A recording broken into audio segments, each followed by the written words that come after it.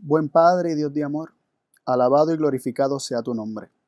Te damos las gracias, Padre, por la bendición y oportunidad que nos das de servirte, la oportunidad que nos das, Señor, de poder presentar tu palabra. Qué, qué beneficio, qué bendición tan grande, Señor, obtenemos nosotros al compartir tu palabra, porque es un gozo indescriptible, Padre. También te agradecemos, Señor, por la bendición de recibir palabra tuya en primer lugar para poder compartir. Y gracias porque eres tú el que ha puesto en nuestros corazones el compartirlo. Te pido, Padre, en estos momentos por cada persona que nos está viendo, cada persona que se ha acercado para recibir palabra de tu parte, Señor, que su sed, su hambre de tu palabra pueda ser saciada y que ellos se regocijen junto con nosotros en la hermosura de tu ser. Te pedimos, oh Padre, que tú bendigas y atraigas a aquellos que necesitan este tema, este mensaje, para que ellos se puedan también gozar con nosotros y que tengan comunión contigo, con tu Hijo, con nosotros, en un mismo amor, en un mismo espíritu. Te pedimos, Padre, estas cosas en el nombre de Jesús. Amén. Muy bien. Vuelvo y repito, feliz sábado a los que recién nos sintonizan y están añadiéndose al live stream, el Facebook Live. Queremos comenzar el tema de hoy haciendo un resumen del tema anterior. No hago un resumen de los 4 temas anteriores porque sería demasiado largo. Al final tal vez vuelvo y mencione cada uno de estos aspectos, pero por ahora, por motivos de tiempo y espacio, ¿verdad? Voy a limitarme a 7 puntos que discutimos en el tema anterior. Y se resumen de esta forma. Vimos que el ágape no se irrita, es decir, no es provocado a ira. El irritarse es ser provocado a ira, o dejarse ser provocado a ira por alguna persona, alguna situación en particular. También vimos que el ser provocado a ira implica ser rápido para derramar sangre, para insultar, para maldecir. Y vimos también que estas cosas son naturales al hombre. Y considerando esto, vimos que la ira del hombre no obra la justicia de Dios, como nos dice Santiago. Es decir, la ira del hombre siempre es injusta. Y vimos con el ejemplo de Jesús que la ira de Dios implica un dolor por la condición de nuestro malvado corazón. Vimos cómo Jesús dice que los miró con enojo, con ira, condoliéndose en su corazón. Realmente su enojo y su ira es descrita como un dolor que él sentía por la dureza del corazón de aquellos que eran fríos para con las necesidades del prójimo. Por aquellos que estaban planificando matar a Cristo y que querían matar a Cristo, pero no podían decir que en sábado se podía sanar a una persona.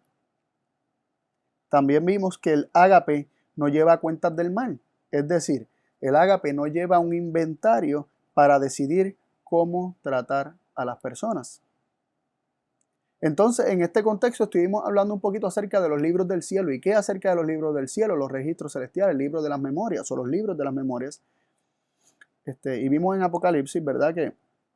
Que hay libros en el cielo, o se mencionan libros que hay en el cielo, y estos libros sirven para ver las obras de los hombres y para que los hombres sean juzgados conforme a estas obras. Sin embargo, vimos que si el ágape, que es Dios, ¿verdad? Dios es ágape, y si el ágape no lleva cuentas del mal, no lleva un registro, un inventario del mal, entonces estos libros no funcionan como un inventario del mal para tomar una decisión en base a lo que hemos hecho, sino más bien que son registros para evidenciar nuestras decisiones.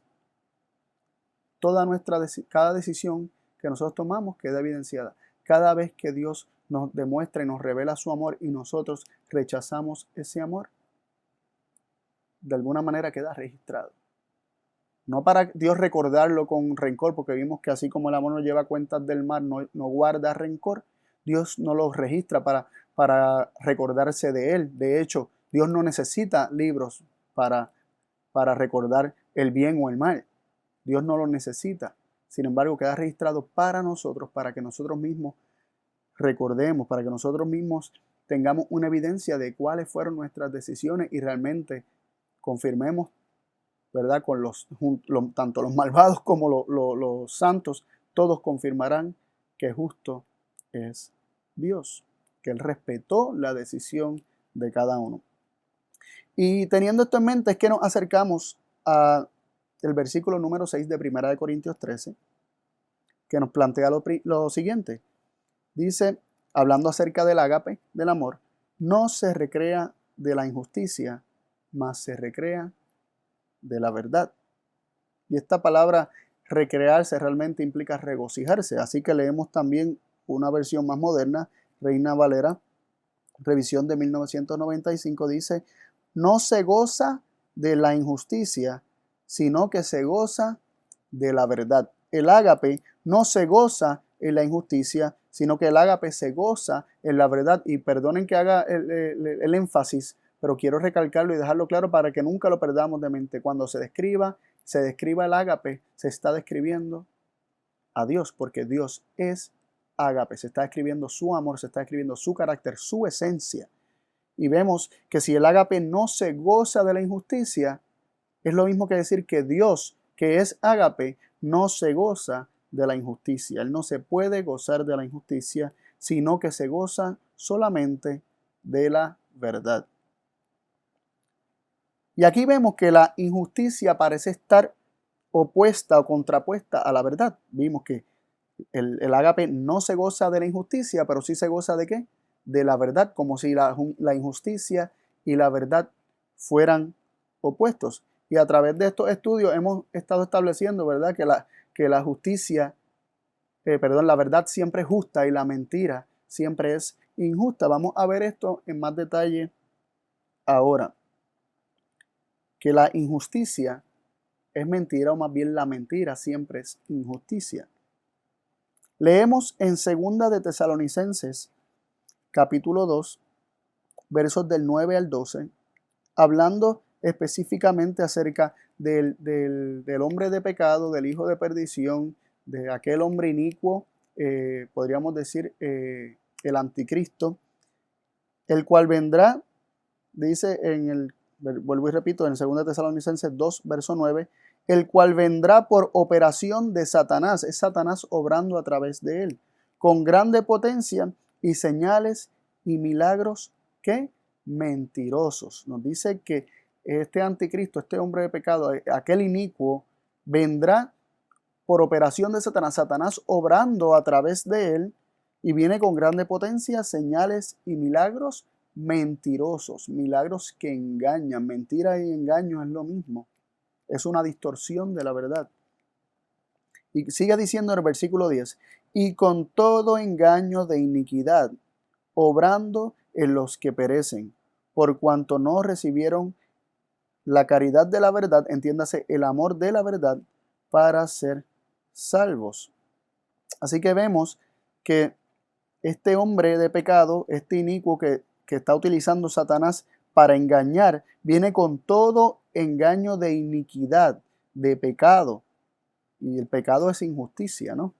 Toda injusticia es pecado, nos dice la palabra de Dios. Viene con todo engaño de iniquidad, obrando en los que perecen, por cuanto no recibieron el amor de la verdad para ser salvos. Así que cuando no se ama la verdad, se escoge la mentira y se cae en engaño, ¿no? Somos engañados. Y dice que este hombre de pecado, este inicuo, este anticristo que Satanás está utilizando, viene con todo engaño de iniquidad y obra en los que perecen, que rechazan la verdad. Aquellos que escogen la mentira son presa fácil del anticristo. Y nos sigue diciendo en el versículo 11 de 2 Tesalonicenses 2, por tanto, pues, enviará Dios en ellos operación de error para que crean a la mentira. Es decir, Dios los dejará que crean las mentiras que han escogido, porque vemos que ellos han rechazado la verdad, han escogido la mentira, pues entonces Dios los deja para que crean la mentira. Y en el versículo 12 nos dice, a fin de que sean condenados todos los que no creyeron a la verdad, sino que se complacieron en la injusticia. Aquí vemos otra vez contrapuesta la verdad con la injusticia. Y vemos que la mentira que se ha escogido es injusticia. Vemos que todos aquellos que no creen la verdad, sino que se complacen en la injusticia, serán condenados, perecerán. Porque es que Dios está tratando de salvar al hombre. Dios envía a su Hijo, que es la verdad. Pero los hombres lo han rechazado. A los suyos vino y los suyos no le recibieron. El hombre escoge la mentira. Naturalmente, esa es nuestra tendencia. Se nos hace más fácil creer las mentiras del enemigo porque no son naturales. Es más parecido a nuestra manera de pensar que escoger la verdad justa de Dios. Y aquí vamos a ver más adelante en unos versos por qué la mentira, por qué aquellos que escogen la mentira, que no creen la verdad, son condenados. ¿Y cómo es que ocurre esto? Vamos a verlo brevemente. El trabajo de Satanás es engañar, es decir, distorsionar la verdad, hablar mentira. El que no cree la verdad, entonces se complace en la injusticia. Esto lo podemos ver en estos versos. Vemos que Satanás obra por medio de aquel hombre inicuo. Dice milagros mentirosos. Dice que con todo engaño de iniquidad obra en los que perecen. ¿Y perecen por qué? Porque no recibieron el amor de la verdad para ser salvos. Y vemos también que Dios los dejará a las mentiras que han escogido. Y también vemos que serán condenados finalmente los que no creen la verdad, sino que se complacen en la injusticia. Aquí vemos, ¿verdad?, algo muy parecido a lo que leímos en 1 Corintios 13, verso 6, donde se nos dice que el ágape no se goza, es decir, no se regocija, no se complace, no encuentra gozo, ni deleite, ni delicia, ni agrado en la injusticia. Sin embargo, aquellos que rechazan la verdad, aquellos que no han amado la verdad, que no creen la verdad, se complacen en la injusticia, se complacen en esos engaños mentirosos, en todo engaño de iniquidad. Y ese engaño de iniquidad, esos milagros mentirosos que se nos habla que obra el hombre de pecado, aquel inicuo, eso es llamado injusticia, según 2 de Tesalonicenses 2:12. También queremos ver cómo la injusticia y la mentira es definida en la Biblia en otros lugares. Hay más pasajes, voy a leer solamente algunos. Vamos a leer primero Oseas 10:13, donde vemos que la injusticia y la mentira es equiparada, ¿verdad? Como siendo una y la misma cosa, es igualada, ¿no? Oseas 10, verso 13 nos dice, han arado impiedad, han cegado injusticia y han comido fruto de mentira, porque confiaron en tus caminos, en la multitud de tus valientes. Aquí se nos dice que han arado impiedad y han cegado, ¿verdad?, han cosechado, han recibido el fruto, han cegado injusticia y han comido fruto de mentira. Lo que se ciega es el fruto, lo que se cosecha es el fruto, y se dice que lo cegado es injusticia, y lo que se come, que también es fruto, dice que es fruto de mentira. Así que la injusticia es mentira y la mentira es injusta o es injusticia. La injusticia cegada es fruto de mentira. Ahora vamos a ver algunos otros textos que arrojan más luz en cuanto a lo que es la injusticia en relación con la verdad y la injusticia en relación con la mentira.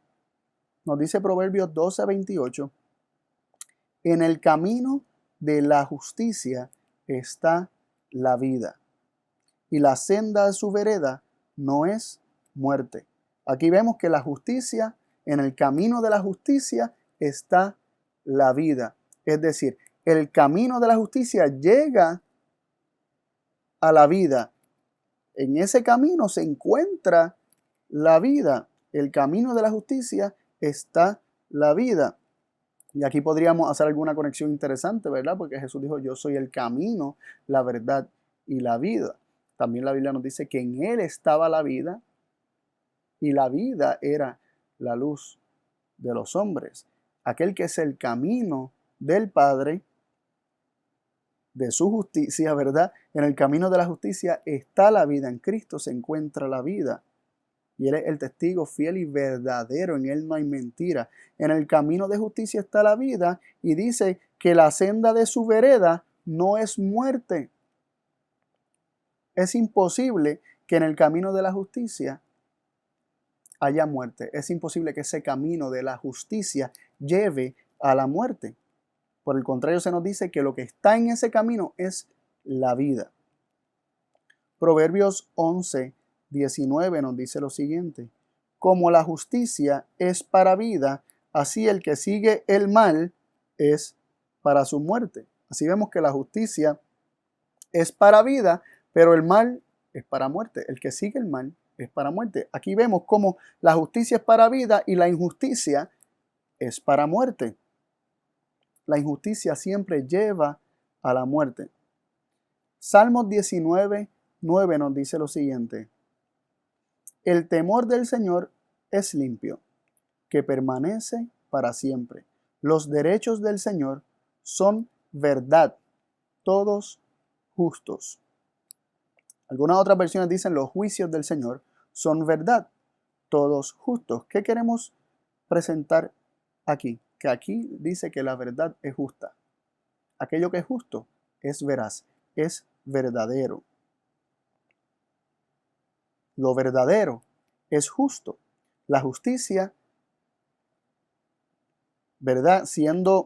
La verdad siendo justa, también lleva a la vida. Vemos que el camino de la justicia, en ese camino está la vida. Vemos que la justicia es para vida y el mal es para muerte. Y vemos que los juicios del Señor son verdad y son justos. Así que la verdad es justa y lo justo lleva a la vida. Así que la verdad lleva a la vida. Leemos también en Proverbios 12:17. El que habla verdad declara justicia, pero el testigo mentiroso hace engaño. Así que la verdad declara justicia. Y de esta manera resumimos estos versos que hemos leído en base a lo que es la verdad en relación con la justicia y la mentira en relación con la injusticia, la justicia en relación con la vida y la injusticia en relación con la muerte. Vemos que la mentira es injusta y lleva a la muerte, y la verdad es justa y lleva a la vida. Vemos que el camino de muerte es camino de injusticia, es camino de mal, es camino de mentira y lleva a la muerte. En cambio, vemos que el camino de verdad, el camino de la justicia, lleva a la vida. Entonces, si la injusticia lleva a la muerte, resulta evidente para nosotros que el ágape y por lo tanto Dios no se pueda regocijar en ella. Y es importante que veamos esto. ¿Por qué Dios no se regocija en la injusticia? Porque la injusticia lleva a la muerte. Porque la injusticia es mentira y la mentira lleva a la muerte. Resulta evidente que Dios no se puede regocijar en ella, porque Él ha declarado claramente en su palabra que Él no se regocija, no desea, no quiere la muerte de nadie, ni del impío. Miren cómo dice Ezequiel 18, 31, 32.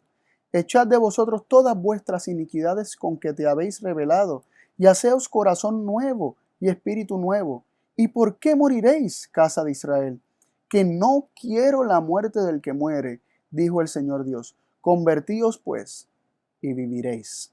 El deseo de Dios es que vivamos. Pero es imposible vivir siguiendo un camino de injusticia, porque la injusticia, que es mentira, lleva a la muerte.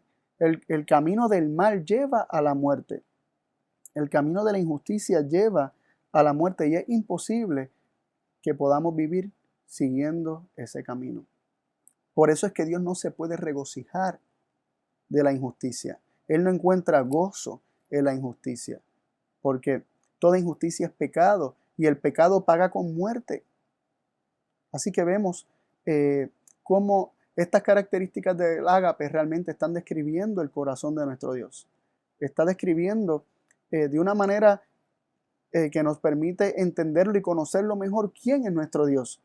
Porque si nosotros lo vemos simplemente así, no seguimos escudriñando en la palabra, si leemos el versículo de 1 Corintios 13, verso 6, que Él no se goza de la injusticia, pues simplemente decimos, Él le molesta la injusticia, a Él no le gusta, Él le desagrada la injusticia. Ajá, pero ¿por qué? ¿Por qué Él le desagrada la injusticia? Y cuando nos hacemos esa pregunta y buscamos las respuestas en la misma palabra de Dios, encontramos que no es egoístamente que Él no le gusta la injusticia, es siempre pensando en los demás, porque el ágape y por lo tanto Dios no busca lo suyo, siempre está pensando en el otro. Y Dios no se puede gozar de la injusticia porque la injusticia conlleva muerte, guía hasta la muerte. El camino de la injusticia lleva hasta la muerte. Nos dice Juan 3:17, porque no envió Dios a su Hijo al mundo para que condene al mundo, sino para que el mundo sea salvo por él. Es el propósito de Dios. Lo que está en el corazón de Dios es salvar, no perder. Por lo tanto, que Dios no se regocije, no se goce en la injusticia, nos resulta evidente. La justicia lleva a la vida. Por lo tanto, la injusticia lleva a la muerte, porque justicia e injusticia son opuestos. Dios se deleita en el bienestar de sus hijos. Por eso no puede hallar satisfacción en ninguna manifestación de injusticia, pues éstas dañan a sus hijos. Las injusticias dañan a los hijos de Dios. Por esta razón solo puede deleitarse en la verdad, la cual obra conforme a la justicia. Vimos que la verdad es conforme a la justicia, la verdad es justa. Dios solamente se puede gozar de la verdad porque la verdad liberta, la verdad es justa y la justicia nos lleva a la vida. El camino de la justicia lleva a la vida. Continuamos. Pablo concluye la descripción del ágape y por implicación la descripción de Dios, ¿verdad? Entre los versos 7 y 8, y en ellos se recalca el aspecto incondicional del amor de Dios. En 1 Corintios 13, verso 7, leemos lo siguiente: todo lo sufre, todo lo cree, todo lo espera, todo lo soporta. Ahora, teniendo eso en mente, queremos mencionar y comenzar a discutir un poquito la primera partícula de ese versículo 7, donde dice que el ágape y por lo tanto Dios todo lo sufre. Y estudiando este punto me llamó mucho la atención que la raíz de la palabra de que todo lo sufre, ¿verdad? De ese sufrimiento es distinta a cuando estuvimos hablando acerca de que el amor es sufrido. No está hablando de los mismos aspectos, o sea, de igual manera, sino que es un aspecto distinto acerca del sufrimiento de Dios. Todo lo sufre. Y de acuerdo con Strong's, ¿verdad? Buscando en el diccionario Strong's, me topé que la palabra griega, de la cual se traduce que el ágape y por lo tanto Dios todo lo sufre, esa palabra implica, realmente literalmente significa techo de una casa, un tejado, el techo de una casa. Y esto me resultó muy interesante y hasta muy bonito, ¿no? En las palabras, esta misma palabra aparece en relación con aquel momento cuando Jesús hablaba con el centurión y el centurión le dijo: no soy digno que entres bajo mi techo. Y es la misma palabra. Ese techo es la misma palabra del sufrimiento que está implicado aquí en el versículo 7. También ese otro incidente cuando unos amigos abrieron, ¿verdad? Descubrieron el techo de una casa para bajar a su amigo paralítico y ponerlo delante de Jesús para que Jesús lo sanara. También en ese incidente, la palabra para el techo es la misma que aquí cuando dice que el ágape todo lo sufre. ¿Y qué es un techo? ¿Qué función cumple el techo para una casa? Vemos que el techo es la cubierta. Así que podríamos entender que cuando dice que el amor todo lo sufre, también podríamos entender que el amor todo lo cubre. Y de hecho, eso es lo que nos enseña Pedro, hablando también del ágape. Primera de Pedro 4:8 dice, sobre todo tened entre vosotros un ferviente amor, un ferviente ágape, porque el ágape, el amor, cubre multitud de pecados. Y aunque no es necesariamente la misma palabra, en el sentido viene siendo similar, ¿no? El techo cubre una casa y los que están, específicamente los que están dentro de una casa. Un techo ofrece protección. Así que vemos también que Proverbios 10:12, que es básicamente lo que está citando Pedro en 1 Pedro 4:8, nos dice, el odio despierta contiendas, pero el amor cubre todas las faltas. Es decir, que el amor hace que no se tome en cuenta el pecado, que no se tome en cuenta las faltas. Se sigue protegiendo a pesar del pecado. Obviamente, cuando finalmente ese techo es finalmente destruido, ese techo se le están haciendo grietas, ese techo se le está dando y se le está violentando eventualmente, su función ya no la va a poder cumplir y, ¿verdad?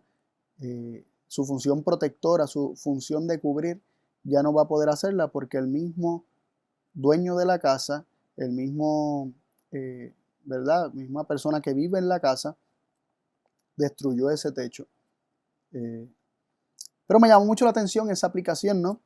Pero un techo también sirve para proteger de, por ejemplo, de todo lo que nos acontece. Protege de tormenta, nos protege de la lluvia. Un techo aguanta todos los golpes. Y eso me acuerda al huracán María, cuando yo no me quedé en mi casa durante el huracán. Había dejado mis perros encerrados en un taller cuyas paredes son sí de cemento, pero el techo era en zinc y en madera. Y estaba en muy malas condiciones y no debía haberlo hecho, debía haberlos puesto en otro lugar para estar más tranquilo. Yo me fui a quedar a casa de mi suegro porque mi esposa estaba a punto de dar a luz y donde yo vivo es muy rural y los caminos se iban a cerrar con ¿verdad? Con la magnitud del huracán que se aproximaba. Entonces decidimos quedarnos en casa de mis suegros y me resultó, me resultó interesante mi experiencia, ¿no? Durante la madrugada, cuando comenzó el huracán, lo primero que me venía a la mente eran los perros. Y yo comencé a orar y a pedirle a Dios, ay, Padre, por favor, disculpa mi necedad de haber dejado los perros en aquel lugar, por favor, protégelos, que le pase lo que sea que le pase a la casa, pero protege a los perros. Cuando finalmente pasó el huracán y logré llegar a mi casa al otro día del huracán, es decir, el jueves, en aquel momento, llegué a mi casa y lo primero que estuve pendiente era escuchar el ladrido de los perros y estaban bien. Y yo los escuchaba ladrando, ok, están vivos, fue lo primero que me dio gozo. Cuando llegué, era increíble, ese techo no se movió, ni siquiera una plancha de zinc cayó. La madera que estaba podrida estaba intacta, nada le ocurrió a ese techo y los perros estaban intactos. Y en el área donde estaban los perros, nada sucedió. Así que yo le agradecí al Señor. Por otro lado, el techo de mi casa aguantó un sinnúmero de árboles que cayeron en el techo porque mi casa está en la falda de un cerro. Entonces los árboles que caían del cerro caían con velocidad y con peso, porque eran árboles gruesos, caían sobre el techo de mi casa. Sí le causaron grietas al techo, pero el techo aguantó, soportó. El techo cubrió y los arreglos que se tuvieron que hacer, pues no fueron mayores, sino que pues, obviamente hubo que limpiar el techo, hubo que sellar el techo porque se agrietó un poco el techo por esos árboles gruesos que cayeron sobre él. Pero yo doy gracias a Dios que Él protegió. Y más allá del mismo techo que estaba sobre los perros, yo estoy seguro que el ángel de Jehová fue cubierta, fue un techo para esos perros míos ¿verdad? Que forman una parte muy, muy cercana a uno, que son casi parte de la misma familia para uno. Así que esto es solamente un ejemplo para pensar cómo es que Dios sirve como un techo, cómo su amor realmente todo lo sufre, todo lo cubre, todo lo protege, todo lo aguanta. Y así entendemos mejor cuando Dios le promete a Abraham y le dice, yo soy tu escudo, yo soy el que recibo los golpes, yo soy el que te he de proteger y los golpes que se te vayan a dar a ti los recibiré yo, ¿verdad? Porque un escudo recibe los golpes. Así que cuando se nos dice que Dios o el ágape todo lo sufre, entendamos que implica más allá de simplemente estar en sufrimiento, sino que es Dios mismo el que recibe nuestros golpes, es Dios mismo el que aguanta el peso del pecado para que nuestros pecados no nos aplasten a nosotros. Es Dios quien nos protege, es Dios quien nos cubre. ¿Por qué? Porque Él es ágape y el ágape cubre multitud de pecados. Y ya vimos que el propósito de todo esto es por darnos tiempo para que nosotros le conozcamos, para que nosotros le escojamos, para que nosotros decidamos vivir bajo la sombra de sus alas. Vemos que también el ágape todo lo cree, que es la segunda partícula que aparece en este versículo 7. Todo lo cree.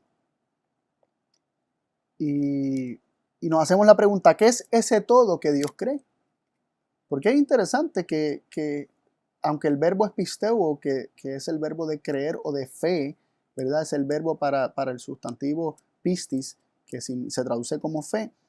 En el caso de Dios, aunque Cristo, por ejemplo, tiene fe en su Padre y vive toda palabra que sale de la boca de su Padre, Dios el Padre no tiene a alguien del cual Él viva de toda palabra que sale de la boca de esa persona. Significa que el que Dios todo lo crea tiene una implicación distinta en verdad en cuanto a esto, porque Él no vive de toda palabra que sale de la boca de nadie. Él es el Dios Todopoderoso. Él no tiene a nadie a quien Él escuche para que le revele la verdad, para que entonces Él diga sí y amén, sino que más bien Él es el que declara toda verdad. Él es el que conoce la verdad absoluta y Él es el que la da a conocer. Y volvemos y nos hacemos de nuevo la pregunta para refrescarla. ¿Qué es ese todo que Dios cree?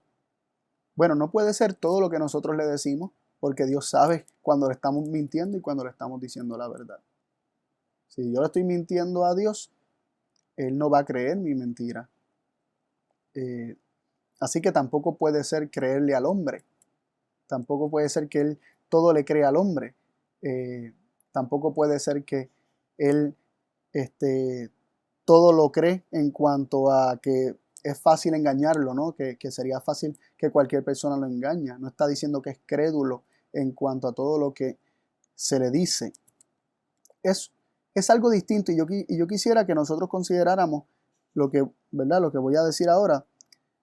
Dios nos dio a su Hijo para todos. Dios lo dio al mundo, porque de tal manera amó Dios al mundo que ha dado a su Hijo unigénito. Y Dios lo dio creyendo que todo hombre puede ser rescatado del pecado y de la muerte. Dios cree que la revelación de su amor puede rescatar a todo hombre. ¿Qué es lo que Dios cree? ¿Qué es ese todo que Dios cree? Dios cree que todo hombre puede ser rescatado. Dios cree que su amor lo puede todo. Dios cree que la manifestación de un amor que sobrepasa todo entendimiento puede rescatar a cualquier persona del pecado. Por eso Dios dio a su Hijo para todos. Si Dios pensara que hay algunos casos que son, digamos, desesperados, hay casos en los que no vale la pena porque la persona no puede ser rescatada desde ese hoyo donde se encuentra, desde ese pozo, desde el lodo donde se encuentra, Dios no hubiese dado a su Hijo por todos. Pero Dios cree que su amor puede sacar de las tinieblas a cualquier hombre. No hay pecado tan grande que su amor no pueda alcanzar al hombre y rescatarlo desde ahí. No hay pecado ni condición pecaminosa de la cual Dios no crea que la revelación de su amor nos pueda rescatar. El amor, el ágape, todo lo cree. Dios todo lo cree. ¿Qué es ese todo que Dios cree? Dios cree que todo hombre, Dios cree que toda situación, Dios cree que todo pecado puede ser vencido. Dios cree que la revelación de su amor puede rescatar al hombre. Dios cree que el hombre puede ser elevado de la condición donde se encuentra. ¿Acaso esto no es maravilloso? Y no es que Dios esté poniendo fe, no esté teniendo fe en nosotros, pero Él conoce su amor como más nadie. Y solamente Él y Cristo conocen 100% ese amor. Pero Dios cree que ese amor que Él conoce, que Él tiene, ese amor que Él es la esencia de su ser, puede alcanzar a cualquiera. No hay caso desesperado, no hay caso imposible para Dios. Por lo tanto, Dios y el ágape, que es Dios, todo lo cree. Él cree que su amor ha de hacer y puede hacer aquello que Él se propuso en su corazón que haga. Vemos otra partícula, que el ágape todo lo espera.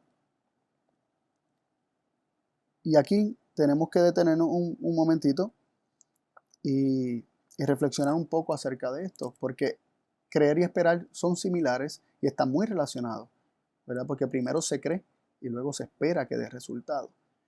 Pero aquí tenemos que hablar un poquito acerca de, ¿verdad?, de la actitud de Dios. Si el ágape todo lo espera, significa que cada día Dios se acerca a sus hijos. El amor se revela a los hijos de Dios con la esperanza. De hecho, la palabra espera aquí realmente significa esperanza. Con la esperanza. Es una espera, pero una espera con anhelo, con un deseo profundo. Cada día Dios se acerca a sus hijos con la esperanza de que éstos le acepten como padre. Es decir, Dios no se acerca a alguien pensando, pues déjame decirle que se arrepienta, pero yo sé que él no se va a arrepentir. Eso sería como ¿verdad?, una actuación, ¿no? Eso sería como hacer las cosas por cumplir y no realmente con un deseo profundo en el corazón. Eso sería hasta cierto punto hipocresía, ¿no? Dios no se acerca al pecador pensando ya que el pecador le va a decir que no. Al contrario, Él se acerca con la esperanza, todo lo espera. Él se acerca con esa esperanza, con ese anhelo, con ese deseo profundo en su corazón de que a su invitación, a su llamado, la puerta se le abre. Aquí leemos Apocalipsis 3:20, hablando Cristo: he aquí que yo estoy parado a la puerta y llamo, dice esta versión. Y si alguno oyere mi voz y abriere la puerta, entraré a él, cenaré con él y él conmigo. Aquí vemos que él está parado a la puerta llamando. Y aquí vemos dos cosas interesantes, ¿verdad? Está parado a la puerta y llama. Él está llamando. Y cuando hace ese llamado, ¿lo hace con qué? ¿Con esperanza de que se le abra o pensando que no se le va a abrir? ¿Lo hace porque entiende que hoy puede ser el día que me abra la puerta o lo hace pensando que hoy no va a ser el día que le va a abrir la puerta? No, porque el ágape todo lo espera. El ágape espera pacientemente parado ante la puerta y no deja de llamar. Y ahí vemos otro punto importante que más adelante vamos a discutir con detalle, pero cuando habla de que todo lo soporta, tiene una implicación de perseverancia y eso vamos a ver más adelante. Así que el ágape todo lo sufre, todo lo cubre, todo lo protege, ¿verdad? Todo lo busca defender, ¿no? Busca establecer un techo sobre la persona para cubrir, para que los ataques contra esa persona no caigan sobre esa persona, para que el pecado de esa persona no aplaste a esa persona. También vimos que todo lo cree, implicando que Dios cree que su amor puede rescatar a todos. A todos. No hay caso desesperado para Dios o imposible para Dios. El peor de los pecadores, el más grande de los pecadores, puede ser elevado de su condición tras la revelación del amor de Dios. El ágape cree que puede transformar vidas y Dios cree que no hay caso desesperado. Obviamente esto depende de nosotros, esto depende de la respuesta humana, pero Él se acerca creyendo que su amor puede hacer la obra y va a hacer la obra. Y Él se acerca también esperando, con la esperanza de que hoy le abramos la puerta. Y en esto quiero mencionar un poco acerca de la parábola del hijo pródigo. Y quiero mencionar lo siguiente. El hijo pródigo le pidió la herencia de todo lo que le correspondía, ¿verdad? Se la pidió a su padre. Padre, dame la parte que me corresponde, dame la parte que me toca. Esta historia está en Lucas 15, por motivo de tiempo no la voy a leer. Y el padre condescendió a darle a su hijo la parte que le tocaba. Y este hijo se fue a una provincia lejana y despilfarró el dinero, lo malgastó. Dice que con rameras, dándose la vida de libertinaje, hasta que se le acabó todo lo que tenía. Y hubo una hambruna en aquella tierra, aquella provincia, y este hombre no tenía nada para comer. Y se acercó a unas personas los cuales lo pusieron a apacentar una piara de cerdo, ¿verdad? Cuidar una piara de cerdo. Y este hombre estaba en una condición tan deprimente que este hombre deseaba comer el alimento de los cerdos, las algarrobas que comían los cerdos. Y en esa condición de desear esa algarroba, de desear esos alimentos, de pensar que los cerdos estaban mejor que él recordó el amor de su padre.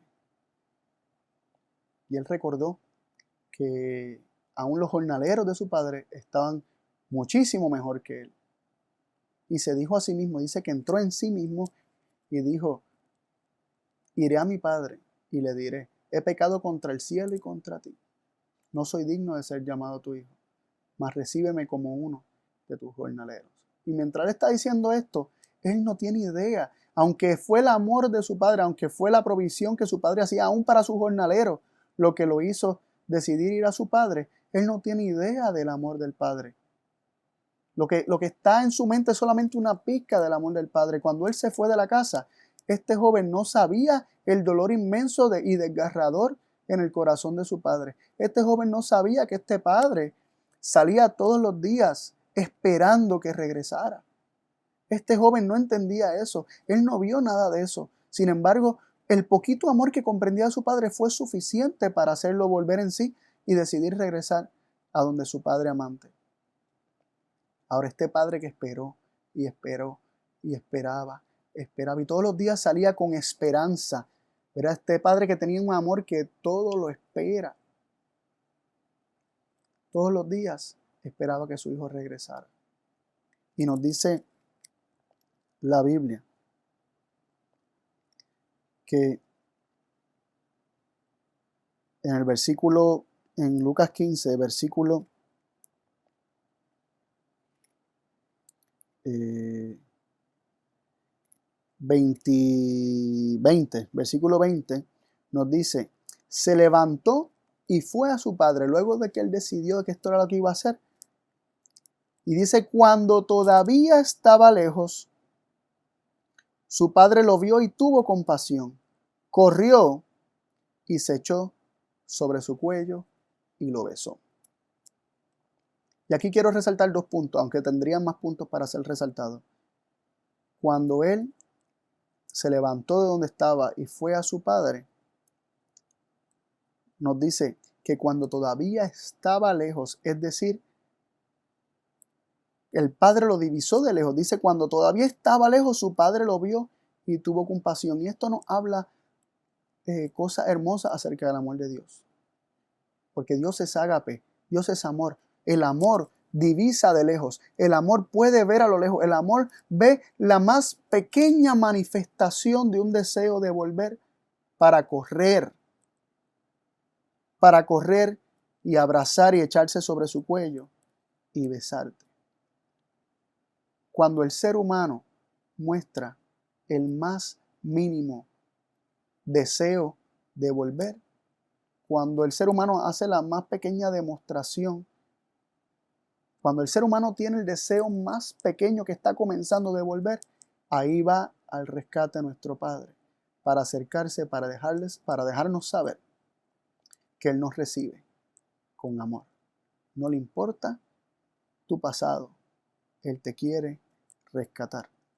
Así que el Padre divisa de lejos, y vemos que el amor del Padre divisó a su Hijo de lejos, implica que Dios ve desde lejos, Dios ve el más pequeño deseo de volver, la más pequeña manifestación de que queremos volver a nuestro Padre. Aun con nuestros falsos conceptos, pensando que tal vez no nos reciba como hijo, pero sí como un jornalero. Dios ve eso, pero Él se acerca, corre a nuestro encuentro. Y leemos el versículo 21 en adelante. Y el hijo le dijo: Padre, he pecado contra el cielo y ante ti, y ya no soy digno de ser llamado tu hijo. De hecho, la palabra, yo siempre hago este énfasis, cuando dice no soy digno de ser llamado tu hijo. Realmente la palabra no es no, es un de ninguna manera, es un énfasis en el no. De ninguna manera soy digno de ser llamado tu hijo. La palabra para no en griego, o una de las palabras para no en griego es uk, pero aquí es un uketi, que es un énfasis en el no. De ninguna manera soy digno de ser llamado tu hijo. Y ahí el padre lo paró. Vemos que lo que él había ensayado decir era: recíbeme como uno de tus jornaleros. Pero él ni siquiera pudo decir eso, porque el padre dijo a sus siervos, ahí cuando el hijo está diciendo que no es digno de ser llamado su hijo, el padre dijo a sus siervos: saquen de inmediato el mejor vestido y vístanlo, y pónganle un anillo en su mano y calzado en sus pies. Traigan el ternero engordado y mátenlo. Comamos y regocijémonos, porque mi hijo estaba muerto y ha vuelto a vivir. Estaba perdido y ha sido hallado. Y comenzaron a regocijarse. Es increíble que el padre no dejó que su hijo le pidiera ser un jornalero. Él no se lo permitió, no lo dejó.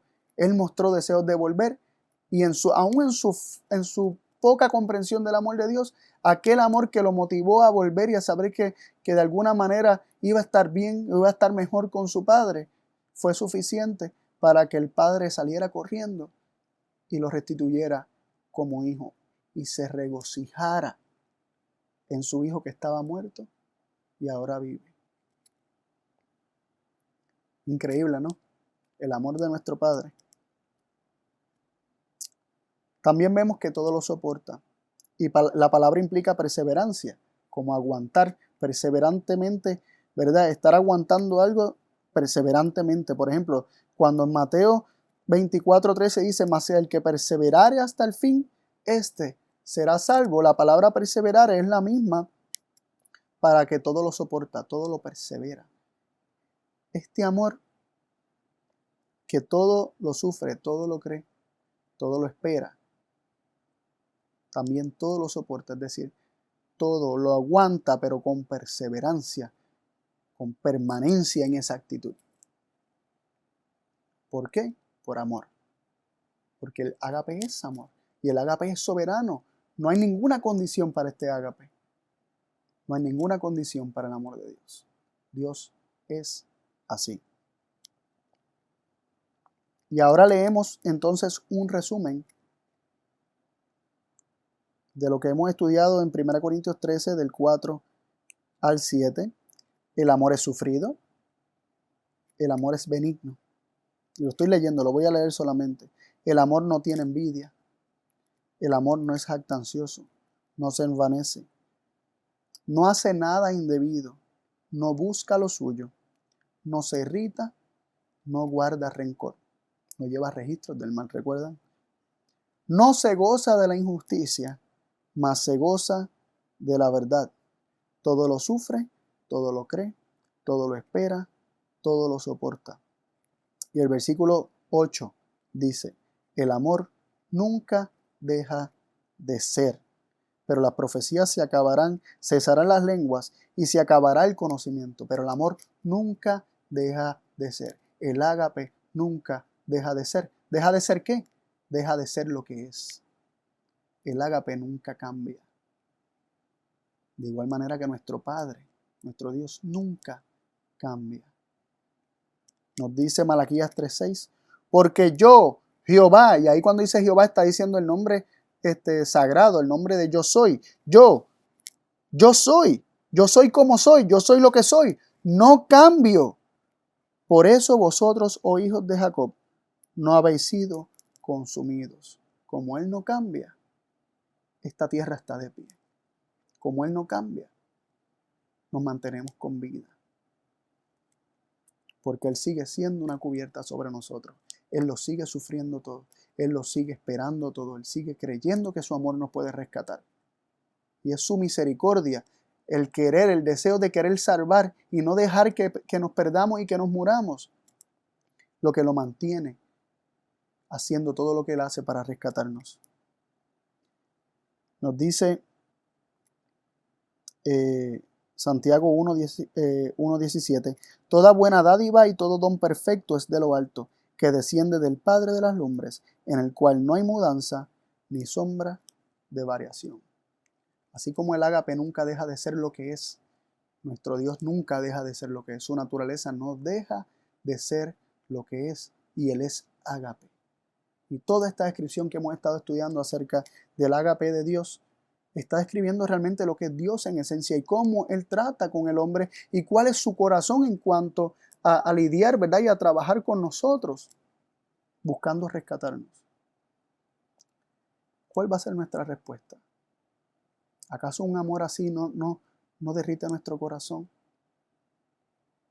Obviamente somos confrontados porque nos damos cuenta que el amor que decimos tener no lo tenemos, porque nuestro amor dista mucho del amor de Dios, del ágape de Dios. Sin embargo, Dios nos permite conocerlo a Él a través de esta descripción de ágape, conocer lo que está en su corazón para con cada uno de nosotros. Y si nosotros le permitimos a su Hijo Jesús entrar en nuestro corazón, Jesús pondrá ese ágape en nosotros que tanto nos hace falta. Ahora déjame decirte que no importa la decisión que tomes, Dios seguirá siendo lo que es. Dios seguirá siendo ágape. Dios seguirá siendo amor. Para contigo, para conmigo, para con todos. Porque Él no cambia. Qué maravillosa promesa, ¿no?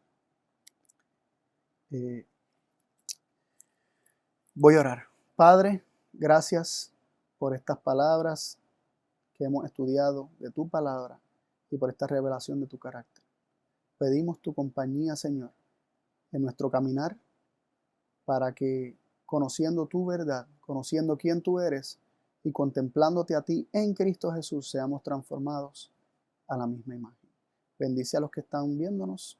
Acompáñanos ahora en el nombre de Jesús. Amén.